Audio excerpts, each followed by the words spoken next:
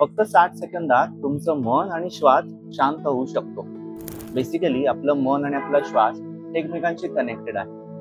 स्वात्मारामांची जी हठप्रदीपिका आहे त्यामध्ये असं म्हटलेलं आहे की चले वा ते चले चित्तम निश्चले निश्चलम भवेत योगी स्थाणु त्वमाप्नोति तथा वायुं निरोधयेत। याचा अर्थ असा की जर आपण आपला श्वास कंट्रोल केला तर आपोआपच आपलं मन नियंत्रित होऊ शकतं।